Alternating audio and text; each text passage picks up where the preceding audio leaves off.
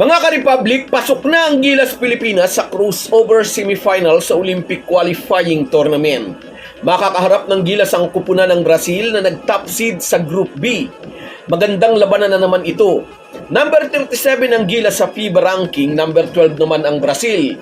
Ngunit giniba ng Gilas ang number 6 Latvia, kaya hindi imposibleng padapain din nila ang number 12.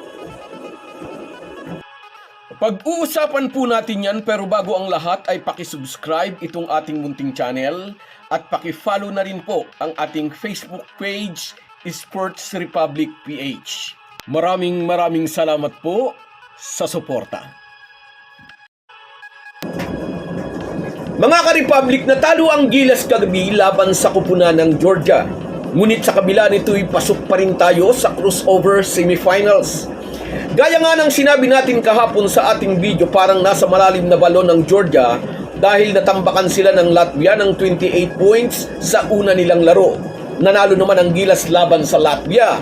Kaya sa laro ng Gilas at Georgia, hindi lang basta panalo ang kailangan ng Georgia laban sa Pilipinas. Kailangan nilang lamangan ng 19 points or higit pa ang tropa ni Coach Tim Cone para sila ang pumasok sa crossover semifinals. Tinalo nga ng Georgia ang ating kupunan pero 2 puntos lang, 96-94.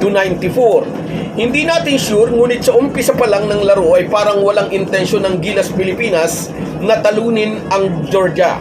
Ewan lang kung dahil sa pagod, agad silang dinumina ng rank 23 Georgia at nilamangan sila ng 20 points. Alalahanin natin, well-rested ang Georgia, samantalang 17 hours lang ang pahinga ng ating national team matapos bangasan ang Latvia.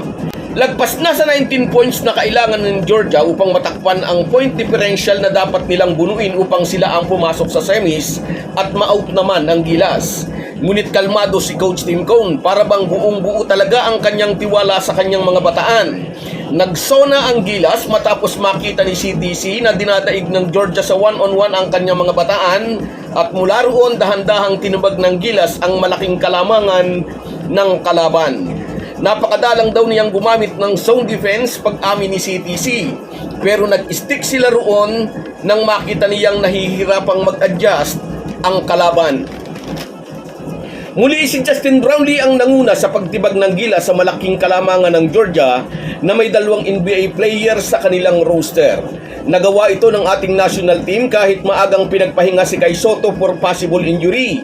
Nagbanggaan sina Sotto at Joe Thomason sa ilalim matapos ang basket ng 7-footer Pinoy. Halos nasa kalahati pa lang ito ng second quarter. Kitang-kita, sinadyang saktan ni Thomason si Kai Sotto. Hindi na rin nag-warm up si Kai Sotto sa halftime break. Nasa bench lang siya sa kabuuan ng laban, may ice pack sa kanyang rib area. Pero sa kabila nga nito na wala sa floor ang big man ng Gilas, nagawa pa rin nilang tibagin ang lamang ng Georgia. Nag-step up si Carl Tamayo bilang kapalit ni Kai na sinabayan ni CJ Perez, Kevin Kiambao at Japet Aguilar. Si Justin Brownlee ulit ang naging susi upang mahabol ang Georgia. Lutang na lutang ang determinasyon ng Gilas, naturalized player, scoring 28 points, grabbing 8 boards at namigay ng 8 assist. Dumagdag pa ng 16 points si Dwight Ramos, 5 rebounds at 4 assists. May 14 points naman si CJ Perez.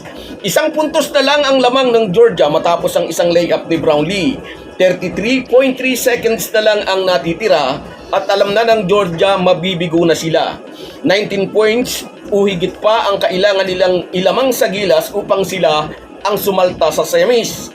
Isang calculated decision para sa Gilas na wag nang hangarin pa na ipanalo ang laban. With 13 seconds remaining, may chance ang Gilas na itabla ang score 96-93 in favor of Georgia. Pero hindi nila ginawa. Instead, na-foul si Chris Newsome at nabigyan ng 2 free throw. Shoot ang una, sablay ang pangalawa na tinangkang i-follow up ni Bitadze upang bigyan ng 2 puntos ang Gilas upang magtablang score. Gusto ng Georgia na magkaroon ng overtime. Kasi nga hindi sapat ang 2 points na lamang nila sa Gilas para makadiretso sila sa semis. Gusto nilang magkaroon ng overtime para magkaroon sila ng chance na malamangan nila ng 19 points ang Gilas. Baka sakali nga naman. Pero hindi pumasok ang follow-up dunk ng kalaban at magiging malaking issue rin halimbawang pumasok ang dunk follow-up. Sa rule ng FIBA, counted kung unintentional ang na-shoot na bola. Pero kung intentional, not counted. So, yun, maliwanag. Natalo ng 2 puntos ang Gilas, ngunit isang pagkatalong ikinatuwa pa ni Coach Tincone. Pasok na ang Gilas sa semis. Congratulations sa ating national team.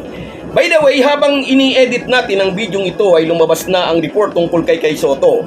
Negative sa injury ang ribs ng 7-footer Pinoy matapos sadyang saktan ng ogag na si Joe Thomason. Tapos ay nadaganan pa ng 200 pounds na si Goga Bitadze.